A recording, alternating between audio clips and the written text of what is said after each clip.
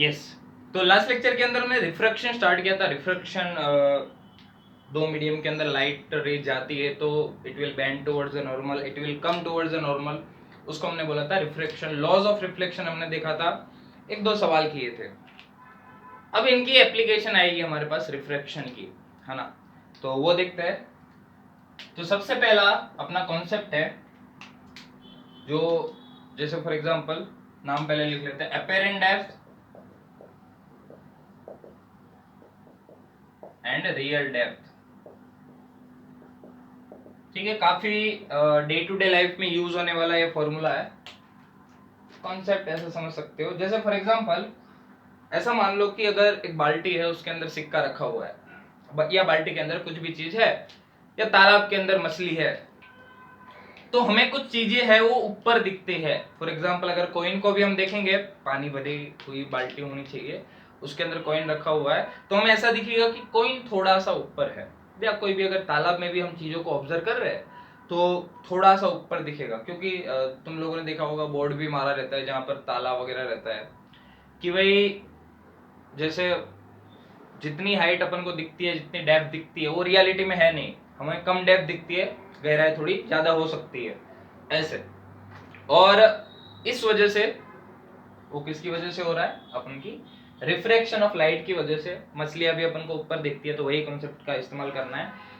जैसे काफी सारे सवाल आएंगे इसके अंदर कि एक बर्ड दे देंगे और एक फिश दे देंगे, तो बर्ड को फिश कितना ऊपर दिखेगी, फिश बर्ड को दिखेगा तो कितना ऊपर नीचे दिखेगा। तो इसी यही कॉन्सेप्ट है अपेरेंट डेप्थ का।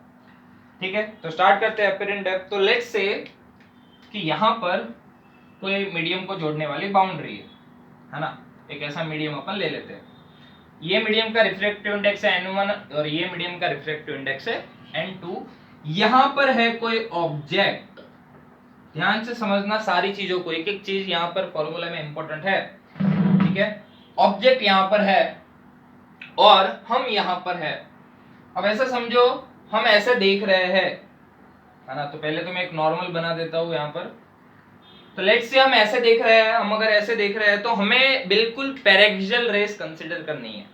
ये इसके अंदर हम एजम्पशन मान रहे हैं बस, है ना, एजम्पशन। ये जो पैरेक्सियल नहीं होगी 99.9% केसेस के अंदर हमें पैरेक्सियल रेस से ही मतलब है। ठीक है, हमारे सिलेबस से बाहर है या नहीं आता जनरली जो दूसरी रेस है वो।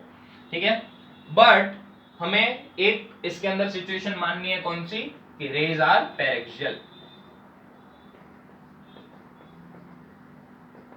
ठीक है, ये एक एजम्पशन है, ऐसा समझ सकते हो। अब रेज पैरेक्सियल है, ऑब्जेक्ट है यहां पर, तो ऑब्जेक्ट से रेज आएगी और लेट्स से हमारी आंख है यहां पर, हम यहां से देख रहे हैं।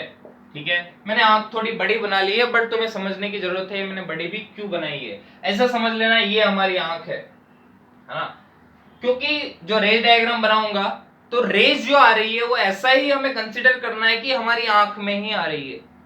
हम नॉर्मल के पास से जो रेज गुजरेगी उसी को कंसीडर करेंगे। डायग्राम में हम थोड़ा एक्सटेंडेड दिखाएंगे, इसलिए मैंने आंख बड़ी बनाई है। ठीक है, तो ऑब्जेक्ट से लेट से रे गई यहां पर कुछ ऐसे।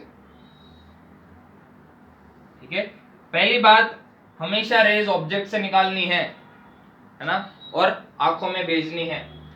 तो हमें एक बात पता है कि जब n1 रेरर है या n2 रेरर है, कुछ भी है, तो डिपेंडिंग अपॉन दैट मीडियम हमें एक बात पता पड़ेगी। जैसे अगर मैं यहां पर एक बात मान लूं कि n1 is greater than n2, अगर मैं बोल देता हूं तुम्हें कि अगर n1 ग्रेटर देन n2 है, दैट मींस इस मीडियम का रिफ्रैक्टिव इंडेक्स इससे ज्यादा है, तो ये अपना कौन सा मीडियम हो गया बच्चों, ये अपना डेंसर मीडियम हो गया और ये अपना रेरर मीडियम हो गया।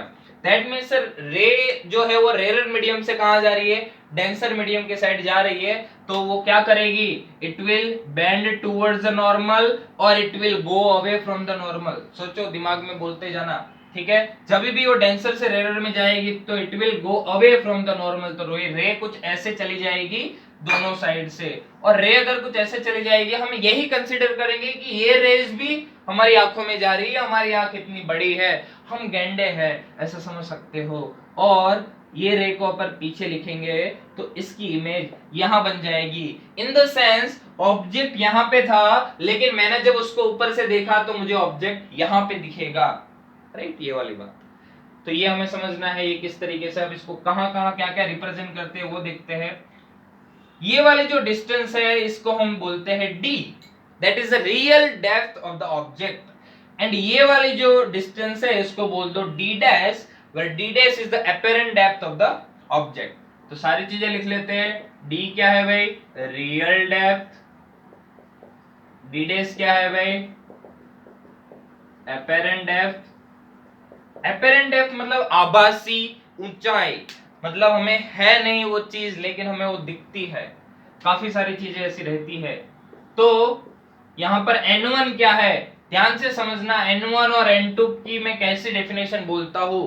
n2 जो है वो वाला मीडियम है जहां पे रेज जा रही है। इसको देसी भाषा में ही लिख लेना तभी समझ में आएगा। जहां पर रेज जा रही है, और n1 है जहां से रेज आ रही है। ठीक है भाई, व्हाट्सएप लैंग्वेज में लिख सकते हो। जहां से रेज आ रही है, देखो n1 यहाँ पर ये वाला है जहां से रेज जा रही है, n2 वो वाला मीडियम है जहां पर रेज जा रही है। ठीक है, अब देखो अपन थोड़ा फॉर्मूला यहां पर इस्तेमाल करते हैं। ध्यान से देखो, अगर मैं बोलूं कि यहां पर ये एंगल है I, राइट, और ये एंगल है R। ठीक है, I और R हमने लिख लिया। तो एक बात हमें पता पड़ेगी कि ये R है तो ये वाली भी R ही रहेगी, क्योंकि ये भाई एक सीधी लाइन है तो नॉर्मल के साथ तो वही एंगल बनाएगा, राइट। तो ये वाली बात हमें पता है। लेट्स से ये वाली जो डिस्टेंस है वो है x, और हम जो कि रेस को पेरेक्सियल मान रहे हैं तो हम बोल सकते हैं कि ये जो एंगल I है और R है वो बहुत स्मॉल है। और अगर ये एंगल I है तो ध्यान से देखो ये वाला एंगल भी I ही बन जाएगा। कुछ बिल्कुल सही बात सर, बहुत बढ़िया। ठीक है, तुम तो बड़े हैवी ड्राइवर हो, राइट। तो अब हम क्या करेंगे, अब यहां पर लगाएंगे स्नेल का लो। स्नेल का लो लगाएंगे तो हम क्या लिख सकते हैं, n1 sin I that is equal to n2 sin R। यहां पर ध्यान से देखो, n1 इस वाले medium, n1 sin I equal to n2 sin R। Snell का लो लगा दिया हमने। अब ध्यान से देखना, अब मैं ट्राइंगल्स की बात करता हूं। लेट्स से ये I है, ये A है, ये B है और ये O है ना। तो अगर मैं ट्राइंगल OAB की बात करूं, ट्राइंगल OAB के अंदर देखोगे तो tan I की वैल्यू क्या आ जाएगी, tan I की वैल्यू आ जाएगी AB डिवाइड बाय AO। सही है, बिल्कुल सही है। AB की वैल्यू क्या है x, और AO जो है उसकी वैल्यू क्या है d, which is the real depth of the object. ठीक है, तो ये आ गया tan I। एंड मैंने बोला है एक बात कि रेस को हम पेरेक्सियल मान रहे हैं तो angle I and angle R है, I and R are very small, I are very small. और अगर ये बहुत छोटे एंगल है बच्चों, तो अगर हमें पता है कि theta is very small in radian, ये भी बात मैं बता चुका हूं, तो हम लिख सकते हैं tan theta which is equal to theta and that is equal to sin theta. ठीक है, ये बात पता होनी चाहिए हम सबको। ठीक है, tan theta equal to sin theta equal to theta लिख लिया हमने। तो ये जो tan I है इसको मैं I के बराबर लिख सकता हूं, और इसी को मैं sin I के बराबर भी लिख सकता हूं। बिल्कुल सही बात, जो हमें यहां काम आएगा। एंड अगर मैं दूसरे ट्राइंगल की बात करूं, अगर मैं ट्राइंगल IAB की बात करूं, तो IAB के अंदर tan R की वैल्यू क्या आ जाएगी भाई, AB बाई AI।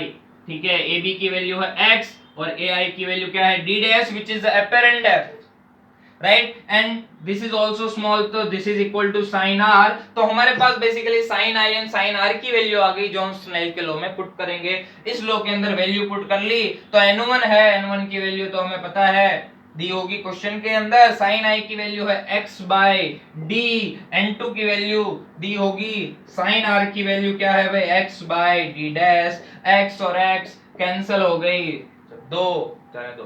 ठीक है, तो d dash by D which is equal to n2 by n1। हमें इसी को याद रखना है। बस एक बात याद रखना, तुम ये मत देखना मछली कहां पे है या बर्ड कहां पर है। n1 पानी का है, डेंसर का है, n2 रेयर का है, बिल्कुल याद ऐसा नहीं रखना है। बताता हूं कैसे याद रखना है। डी डैश, हमें ये फॉर्मूला तो याद हो जाएगा भाई, एक दो बार बोल दो, D dash by D equal to n2 by n1। बस पता होना चाहिए डी डैश क्या है, डी क्या है, n2 क्या है, n1 क्या है। डी डैश क्या है, डी डैश है अपनी अपरेंट डेप्थ, d क्या है रियल डेप्थ, n2 क्या है, n2 n2 n2 n2 है जहां पे रे जा रही है। अब रे कहां जा रही है, रे हमेशा जाएगी ऑब्जेक्ट से, यहां है ऑब्जेक्ट फिश, तो फिश से रे कहां जा रही है, आसमान में, जहां पर हमारी आंखें हैं। तो N2 वो वाला मीडियम है जहां पर रेज जा रही है, N1 वो वाला मीडियम है जहां से रे जा रही है, या ऐसा बोल सकते हो जहां पर ऑब्जेक्ट नहीं, ऐसा बिल्कुल नहीं बोलेंगे, जहां से रे जा रही है बस, क्योंकि वर्चुअल ऑब्जेक्ट का भी मैं केस बताऊंगा तो उसके अंदर मजा आ जाएगा, ऐसा है ना। तो चलिए भाई इसको पहले नोट कर लो अच्छे से, काफी सारी कलमों का इस्तेमाल हमने किया है इसके अंदर, और इसी के साथ इंडिया टेस्ट सीरीज जीत गया है, टेस्ट सीरीज नहीं जीता है अभी, टेस्ट जीत गया है, बहुत ही बढ़िया। चलिए भाई 5 दिन के 2 दिन, ठीक है भाई।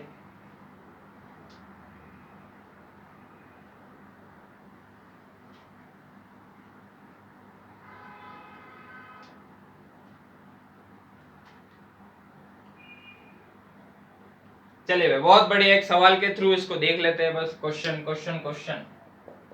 लेट्स से कि ये पानी है, पानी का रिफ्रैक्टिव इंडेक्स बच्चों दिया है मुझे 4/3, है ना, वैसे 1. नहीं 4/3 होता है, और ये है हवा। यहाँ पर अपना एक बर्ड उड़ रहा है, चिड़िया उड़ रही है, चिड़िया उड़ रही है, चिड़िया उड़ रही है,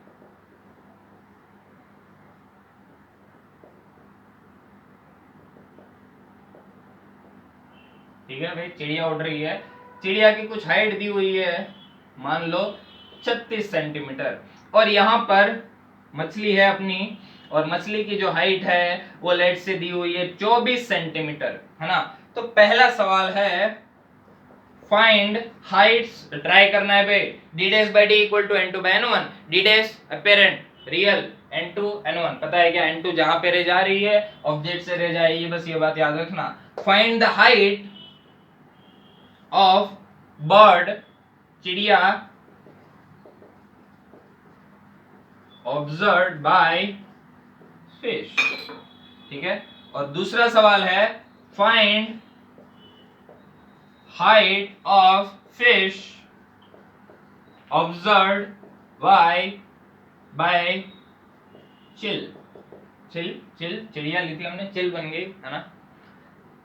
तो भाई हमें क्या करना है, फिश अगर इसको देखेगी तो कितनी हाइट पे देखेगी, और ये जब फिश को देखेगा तो फिश उसको कितनी डेप्थ पे देखेगी। इतना बढ़िया सवाल, इतना क्या बोलूं मैं, चलिए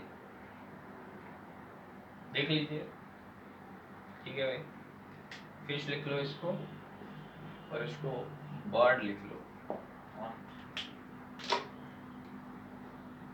चलो अब देखो, पहले देखते हैं पहला सवाल, find the height of the चिड़िया observed by fish. Height of चिड़िया observed by fish, fish observe कर रहा है ना। तो रेस कहां से आएगी, हाइट ऑफ चिड़िया निकालनी है तो चिड़िया से रे आएगी, बहुत ही बढ़िया, चिड़िया से रे आएगी। एक लाइन बना लेते हैं कुछ ऐसे, चिड़िया से रे आएगी, हम ऐसा मान लेते हैं कि यहाँ पर भी इसकी आंख भी बहुत बड़ी है ना, तो डायरेक्शनल रेस ही है, तो यहाँ से रे आएगी, अगर कुछ ऐसे आएगी। और हमें एक बात पता है कि जब ऊपर से रे आ रही है तो कहां से कहां आ रही है भाई, 1 से लेके 4/3 आ रही है, 1 से 4/3 आ रही है, इन द सेंस ये रेरर से डेंसर जा रही है। अगर वो रेरर से डेंसर जा रही है तो कुछ टुवर्ड्स द नॉर्मल जाएगी, राइट, ऐसे बैंड हो जाएगी थोड़ी सी, ऐसे इस साइड टुवर्ड्स द नॉर्मल। अगर टुवर्ड्स द नॉर्मल है तो भाई पीछे उसको एक्सटेंड करो तो यहां पर हाइट दिखेगी, बहुत ही बढ़िया। तो हम अगर फॉर्मूला लगाए फिश के लिए, ठीक है, पहला सवाल का आंसर हमें पता है d dash by d equal to n2 by n1, मेरा बस यही काम है, तुम्हें वैल्यू पुट कराना सिखाना है, बाकी की जितनी क्वेश्चन प्रैक्टिस, बहुत सारे सवाल बनते हैं इस पे, मिरर लगा देते हैं, कॉनकेव कॉन्वेक्स देख लेंगे अभी।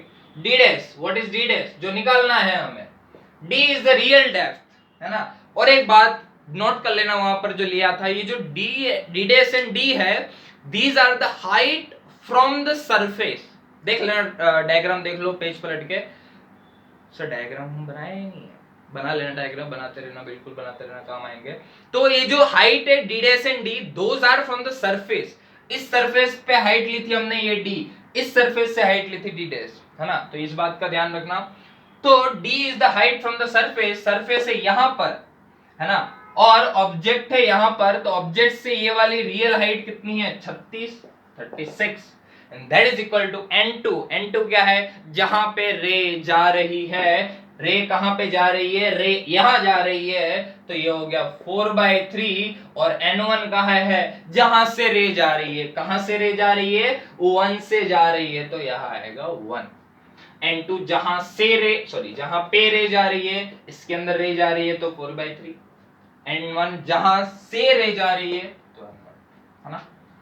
डी डेज की वैल्यू क्या आ जाएगी, 36 इंटू 4/3 बच्चों, तो ये आ गया 12 और ये आ गया 48 सेंटीमीटर। और हमें देखो यहां से एक और बात पता पड़ रही है, क्रॉस चेक। अगर हमें रे डायग्राम क्लियर है तो हम क्रॉस चेक कर सकते हैं कि हमारा जो आंसर आया 48 क्या सही आया गलत आया, हमें ज्यादा आना चाहिए इससे या कम आना चाहिए। वो कैसे पता चलेगा भाई, देखो रे डायग्राम से हमें पता पड़ रहा है कि हमें इसकी जो इमेज है वो थोड़ी ऊपर नजर आएगी 48 centimetre. But this is not the height of चिड़िया ऑब्जर्व्ड बाय फिश, क्योंकि फिश तो यहां पर है, फिश के लिए ये भी तो डेप्थ कवर करनी है। तो 24 plus 48, so what will be the answer of the first one. Total height अगर h बोल दो तो it will be d dash plus 24 that is equal to 48 और 24 कितना हो जाएगा 72 centimetre. I hope it is clear, right. चलिए ये तो ये वाली बात हो गई। दूसरी वाली बात करते हैं, दूसरे सवाल की बात करते हैं। दूसरे सवाल में हमने ऐसा बोला है कि find out the height of fish observed bye chill. तो इसको ट्राई करो भाई, बहुत ही सुंदर सवाल। d dash by d equal to n2 by n1, right. चलिए d dash is the apparent depth जो हमें निकालनी है। अब देखो अब क्या हो रहा है, अब height of fish observed bye chill, chill देख रहा है उसको, तो रेस कहां से आ रही है भाई, रे तो ऑब्जेक्ट से आएगी, तो ऑब्जेक्ट यहां पर है तो भाई रेस कुछ ऐसे फेंक दो, देख लो भाई, फेंक दी ऐसे रे। और इस बार रेयर सॉरी डेंसर से रेयर जा रही है, और डेंसर से रेयर जा रही है तो it will go away from the normal, away from the normal जाएगी, उसको पीछे खींचोगे तो यहां कहीं बनेगी इमेज, तो ये वाली। उसका मतलब हमारा आंसर 24 से कम आना चाहिए। बहुत ही बढ़िया, बहुत ही सुंदर, मजा आया। डी की वैल्यू क्या आ गई, डी की वैल्यू इतनी आ गई विच इज इक्वल टू 24, ठीक है। N2 और ये मजा में जाने दो Rahul Gandhi. N2 N2 N2 N2 is the medium जहां पे रे जा रही है, तो N2 की वैल्यू क्या हो जाएगी 1, और N1 जहां से रे जा रही है तो 4/3, तो 4/3, राइट। तो d डैश की वैल्यू क्या आ गई बच्चों 24 इंटू 3/4, तो ये आ गया 18 centimetre, which is this distance d dash, ठीक है। और that is not the height observed by the chill. Chill को कितना दिखेगा h effective, it will B 18, और ये 36 को ऐड कर दो तो कितना हो जाएगा भाई ये 54। I guess I am correct, yes, right. तो इस तरीके से अपन एपरेंट डेप्थ के सवाल सॉल्व करेंगे। देख लो भाई इसको अच्छे से, ठीक है भाई, काफी सुंदर अच्छे से हो गया, देख लेना, ठीक है। बस वैल्यू चेंज कर दो यार, क्या है इसके अंदर, वैल्यू चेंज करते जाओ, सॉल्व करते जाओ। बहुत सारे सवाल भाई, ये इसको ऑब्जर्व कर रहा है चिड़िया कुत्ते को फलाना ढिमकाना, ये पानी में है, इसमें है, उसमें है, और यही सवाल को हॉरिजॉन्टल दे देंगे भाई। हॉरिजॉन्टल हम जाते हैं, जैसे एक्वेरियम वगैरह है, तुम लोगों ने देखा होगा, तो लेट्स से ये है एक्वेरियम, यहाँ पे है एक्वेरियम की मछली, और यहाँ पे है हम जल परे, और हम बाहर बैठे हुए हैं और हम देख रहे हैं इन मछलियों को, ठीक है। तो हम क्या करेंगे भाई, ये वाली डिस्टेंस दे दी तुम्हें कुछ d, ये वाली डिस्टेंस दे दी तुम्हें x, ये n है, ये 1 है, तो तुम्हें पूछ लिया कि तुम्हें मछली कहाँ पे दिखेगी भाई। बहुत बढ़िया, कैसे करेंगे, ये तो x तो देखनी पड़ेगी भाई, और इसके लिए क्या करेंगे d dash by d equal to n2 by n1, right. इसको भाई क्वेश्चन, भाई तो क्वेश्चन क्या है, मैं तो ऐसे ही बता रहा था, बाकी तुम लोग लिख भी सकते हो, है ना, जनरल सवाल और कुछ नहीं है। d dash is the apparent depth जो निकालनी है, डिवाइड बाय d, कोई भी वैल्यू दे देगी, राइट। ऐसा भी दे सकते हैं कि एक क्यूबिकल है और ये उसके कॉर्नर पे है ना, बहुत ही फालतू चीज है। n2 क्या है, जहां से नहीं, जहां पे रे जा रही है, तो ऑब्जेक्ट तो यही है, तो यहां से रे निकलेगी भाई, यहां से रे निकलेगी तो जहां पे रे जा रही है, रे कहां जा रही है n इक्वल टू 1 के अंदर, और n1 कहा है जहां से रे जा रही है which is equal to n, तो d डैश की वैल्यू क्या आ गई बच्चों d बाय n, है ना। और ऑब्वियस सी बात है जब वो यहां से यहां आएगा तो it will go away from the normal, तो इसका कुछ यहां पर बनेगा इमेज, तो ये वाली d बाय n आ जाएगा d बाय n। और काफी बार तुम्हें ये भी पूछ लेते हैं कि मछली की डिस्टेंस कितनी शिफ्ट हो जाती है, तो तुम्हारा आंसर क्या आएगा, ये आ जाएगी तुम्हारी शिफ्ट, और शिफ्ट की वैल्यू क्या आ गई बच्चों d minus d by n, तो d common 1 minus 1 by n, ठीक है। सुंदर, शिफ्ट कितना शिफ्ट हो गई भाई फिश की इमेज, तो इस तरीके से, राइट। चलिए ये हो गया अपना इस टाइप का सवाल। अब मैं एक वर्चुअल ऑब्जेक्ट का सवाल करा देता हूं, तो एक कंफ्यूजन क्लियर होगा। काफी लोग ये सोच रहे होंगे सर हम ऐसा क्यों नहीं करते कि n2 है उसका रिफ्रैक्टिव इंडेक्स है जहां पर ऑब्जर्वर है, n1 वहां पर है जहां पे ऑब्जेक्ट है, ऐसा कुछ है ना। तो ऐसा नहीं करते क्योंकि वर्चुअल ऑब्जेक्ट के केस के अंदर हम नहीं कर पाएंगे फिर, है ना। तो लेट्स से कि अपने पास वही टाइप का एक तालाब है, ऐसा कुछ तालाब लेट्स से ये अपना तालाब क्या एक कोई कंटेनर है, कंटेनर के अंदर यहां तक पानी भरा हुआ है, ऐसा कुछ भी तालाब वाला है, सरफेस है,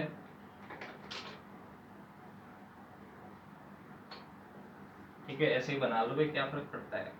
ये है n1, ये है n2, n1 n2 ने अपन वैल्यू ही ले लेते हैं, ये n की वैल्यू ले लो, और क्या लोगे 4/3 और इसकी वैल्यू क्या है 1, है ना। कुछ भी दोनों वैल्यू दे सकते हैं। लेट्स से रे जो है वो कुछ ऐसे आ रही है, और ये अगर नॉर्मल है तो मुझे दिया हुआ है कि यहां पर एक वर्चुअल ऑब्जेक्ट है ये, ठीक है, वर्चुअल ऑब्जेक्ट है, और ये जो डिस्टेंस है ये लेट्स से 50 सेंटीमीटर है। तो मुझे ऐसा पूछा हुआ है कि मुझे इमेज कहां पर मिलेगी, कुछ भी नहीं, फॉर्मूला लगा लो फटाफट से, वेयर आई, या तो how much will be the shift of this object, object कितना शिफ्ट हो जाएगा वर्चुअल ऑब्जेक्ट से, ध्यान से देखना। ओके भाई, ठीक है भाई, d dash by d which is equal to n2 by n1, d dash जो है वो हमें निकालना है, d is the distance of the object from the surface, तो ये वाला 50 that is equal to n2। अब देखो n2 क्या है, n2 वो है जहां पे रे जा रही है, जहां पे रे जा रही है, कहां पे जा रही है, यहां जा रही है, तो यहां लिखेंगे 4/3। देखो ऑब्जेक्ट यहां पर है, फिर भी हमने n2 की जगह इसी को लिया। लास्ट वाले में देखना ऑब्जेक्ट यहां था n2, क्योंकि रे ऊपर जा रही थी, यहाँ पे ऐसा नहीं हो रहा, ऑब्जेक्ट भी यही है और रे भी यही आ रही है, क्योंकि ये वर्चुअल ऑब्जेक्ट है। डिवाइड बाय n1, जहां से रे आ रही है, रे आ रही है n इक्वल टू 1 से, इसको कर दो 1, तो d डेश की वैल्यू क्या आ गई 4/3 इंटू 50, 200/3, 200/3 तो 66.67 ऐसा कुछ आएगा। चलिए बहुत बढ़िया, क्या मैंने सही किया है, 18 बिल्कुल सही किया है ना। तो इतना सेंटीमीटर अपन को दिखाई दिया d डैश, मतलब कुछ नीचे दिखाई दिया। अब इसको क्रॉस चेक करते हैं, देखो भाई रे कहां से कहां गई है, रे गई है रेरर से डेंसर, ये है रेरर, ये है डेंसर, रेरर से डेंसर जा रही है तो it will bend towards the normal, तो बेंड हो गई, वे बेंड होके वे थोड़ी दूर चली गई, बहुत दूर चली गई सर, वापस ही नहीं आएगी, है ना। यहां पर तो देख लो ये है अपनी d डैश, उसकी वैल्यू ज्यादा आनी चाहिए, शिफ्ट पूछी हो तो इतनी शिफ्ट हो जाएगी 16.67। अब मैं तुम्हें एक और चीज पूछूं, क्या ये जो इमेज बनी वो रियल है या वर्चुअल है, सोचो, क्या ये रियल है या वर्चुअल है, रियल है या वर्चुअल है, रियल है या वर्चुअल है,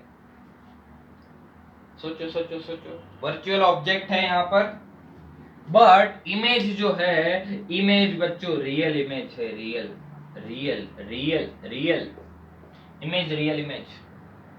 भाई क्या फेसबुक का नाम थोड़ी है काथोडिया, प्रदीप काथोडिया, ऐसा इमेज रियल। तो इमेज रियल क्यों है? क्योंकि रेज एक्चुअल में मीट कर रही है, देखो, है ना? तो यहाँ पर बन रहा है वर्चुअल ऑब्जेक्ट अपना है और इमेज बन रही है रियल। ये वाली बात मैंने इसलिए बताई, N2 और N1 में कंफ्यूजन नहीं कर रखना है। N2 हमें बिल्कुल ऐसा नहीं मानना है कि जहां पर ऑब्जेक्ट रखा है ऐसा जरूरी नहीं है। जहां पे रे जा रही है, रे यहाँ से जा रही है, ऑब्जेक्ट यहाँ पर है, फिर भी हमने लिया 4/3। तो इस तरीके से हम अपेरेंट डेप्थ के सवाल करेंगे भाई, इसको भी नोट कर ले। चलिए भाई, बहुत बढ़िया, अच्छे से अपन को समझ में आ गया। अब लेट्स से एक सवाल, एक वैसे कॉन्सेप्ट ही है, सवाल बता देता हूं मैं, इसको करते हैं। छोटा सा सवाल देखिए, लेट्स से अगर मुझे ऐसा दिया हुआ है, ऐसा मान लो ये एक मीडियम है यहां पे, और इसका रिफ्रैक्टिव इंडेक्स ले लो n, है ना, या म्यू ले लो, चलो म्यू। ये i, एंगल i से आ रहा है। ये मीडियम पे दो चीजें हो रही है, ये तो हो रही है रिफ्लेक्शन, और हमें पता है ये भी क्या होगा, आई। चलो ये मैं कुछ नहीं बताऊंगा, ठीक है, ये कुछ है, और एक रिफ्रैक्ट भी हो रही है ना। ये अपना रेयर मीडियम है, एयर है, और ये म्यू वाला मीडियम है।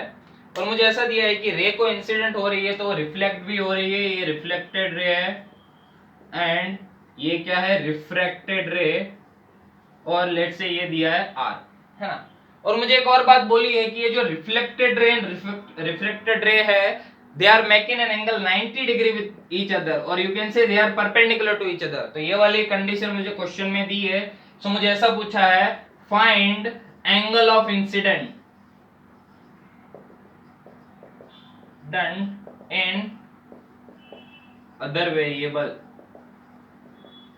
ठीक है, मतलब म्यू आर कुछ भी आए, है ना। तो आई की वैल्यू निकालनी है बाकी के टर्म में, म्यू वगैरह के टर्म में, है ना। मुझे एक चीज दी हुई है कि मीडियम पे आ रही है, रिफ्लेक्ट भी हो रही है, रिफ्लेक्ट भी हो रही है, तो फटाफट से ट्राई करो। बहुत ही आसान सवाल, इसको आगे जाके पोलराइजेशन के अंदर मैं बोलूंगा ब्रूस्टर्स लॉ। सेम एंगल और इस एंगल को मैं बोलूंगा ब्रूस्टर्स एंगल, और वहां पर मैं यूज करूंगा इसको आईपी, एंगल ऑफ पोलराइजेशन भी बोलते हैं इसको, है ना। वो पढ़ेंगे अपन पोलराइजेशन में। वहां सेम कंडीशन होती है, रिफ्लेक्टेड रे एंड रिफ्रैक्टेड रे एक दूसरे से 90 डिग्री बनाते हैं। चलिए भाई, बहुत बढ़िया, तो अपन जियोमेट्री शुरू करते हैं भाई। कि अगर ये रे रिफ्लेक्ट हो रही है, अगर ये आईपी है, तो इसकी वैल्यू भी क्या हो जाएगी भाई, इसकी वैल्यू हो जाएगी, इसकी वैल्यू हो जाएगी, क्या हो जाएगी भाई, आई, और ये है अपना 90। तो चलो ये आर की वैल्यू क्या होगी इन टर्म्स ऑफ आई। हम एक सारा चीज आई के अंदर करते हैं क्योंकि हमें एंगल ऑफ इंसिडेंट ही निकालना है।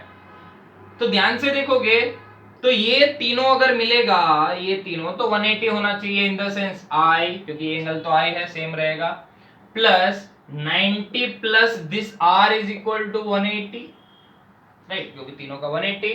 तो यहां पर आ गया I plus R is equal to 90, 90 इधर, तो आर की वैल्यू आ गई 90 माइनस आई। बहुत ही बढ़िया सर, ठीक है भाई। अब इस वाले पॉइंट पे हम स्नेल का लॉ लगाते हैं, स्नेल का लॉ लगाते हैं तो क्या आएगा, n1 sin I that is equal to n2 sin R, n1 is 1 into sin I that will be equal to n2 which is equal to n, यहाँ पर हमने लिया है mu, and sin I, sorry sin R की value क्या है 90 minus I, और हमें ऑलरेडी पता है sin 90 माइनस थीटा क्या होता है बच्चों, cos थीटा। तो sin I equal to mu cos I, cos I इधर जाएगा तो आ जाएगा tan I equal to mu, inverse trigonometry लगा दोगे तो I की वैल्यू आ जाएगी tan इनवर्स म्यू। बहुत ही अच्छा फॉर्मूला है, और इसी को हम मैं आगे जाके बोलूंगा Brewster's angle, I is equal to tan inverse mu. एक स्टैंडर्ड रिजल्ट है, आगे भी काम आएगा, सवाल के फॉर्म में आ सकता है, कोई बड़ी बात नहीं है, राइट। चलिए बाकी नेक्स्ट लेक्चर में देखते हैं।